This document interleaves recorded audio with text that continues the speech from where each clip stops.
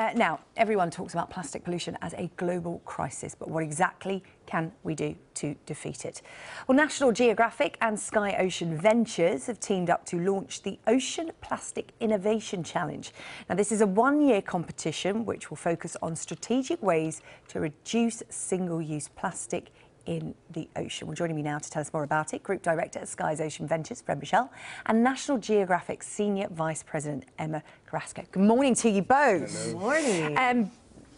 Well, I was going to say beautiful images behind us, but no, they're not actually. They'd be more beautiful if we could see more blue and less plastic. And Emma, this is exactly what you're trying to do as part of this competition. Tell us what it is. It's a fantastic way to really democratize solutions to reduce plastics from entering our oceans. 3 categories that we're looking for. One is design, so how can we prevent the actual creation of single-use plastics?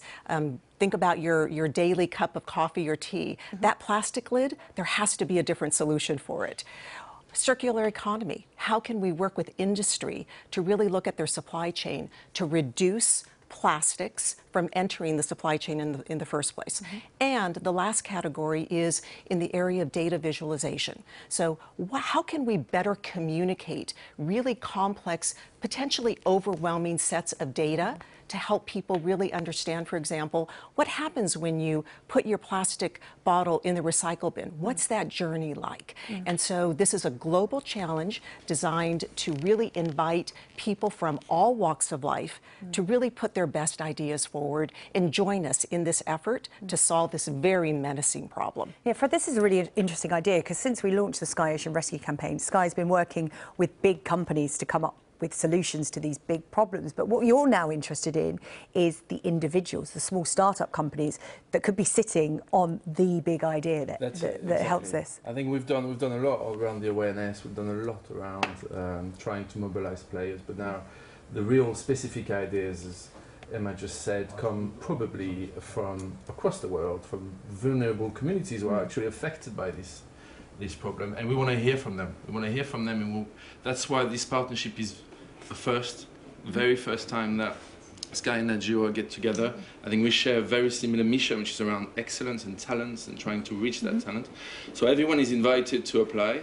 Everyone is invited to apply, and also what we will be developing is grants that will be put in place and potential investment also through our Sky Ocean Ventures.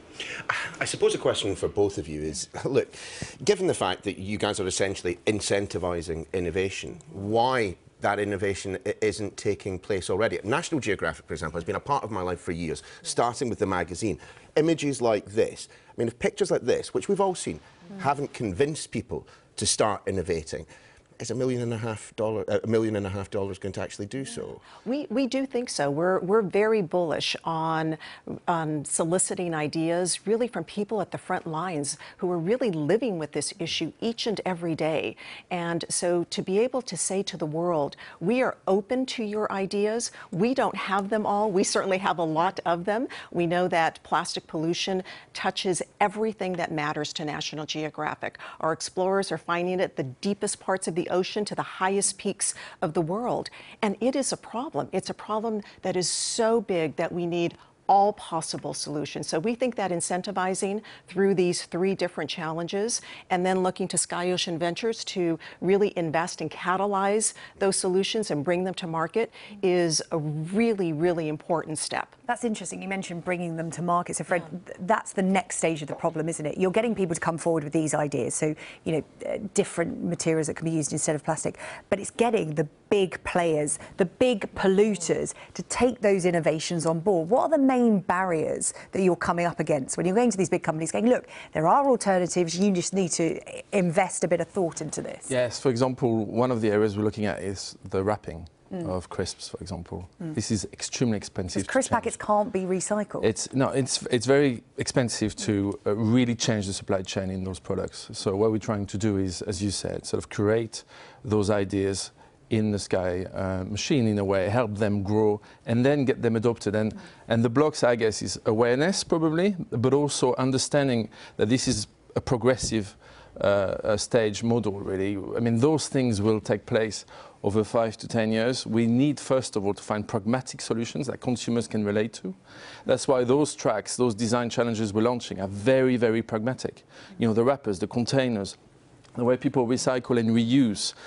If we come up with those pragmatic ideas, maybe the big players will want to try them on their consumers as well. So that's why we're trying to encourage. Because consumer power does play a part here, doesn't it, Emma? Because obviously through Sky Ocean Rescue, we have so much interaction with our viewers who are horrified by what we show them about the extent of plastic pollution and are making small changes in their lives. And these small changes, when added up, do make a difference, but it is the major players you need to affect. So consumers and Sky viewers and National Geographic viewers will play a huge part in this. Every single part of our society plays a role. So consumers, businesses, government, institutions, we all have a role to play. When we consider that 40% of plastic is used for an average of 15 minutes, but then can live on for 450 years, it's staggering. And so individual consumer changes, reduction of single-use plastics, elimination of plastic bags, elimination of cotton swabs, those are all really important steps that do ladder up. But we need to catalyze really new ideas that we believe are out in the world. OK, and just quickly, is there a website that people can go to for more information if they want to put their ideas forward? Yes, indeed. It's innovationplastic-challenge.org.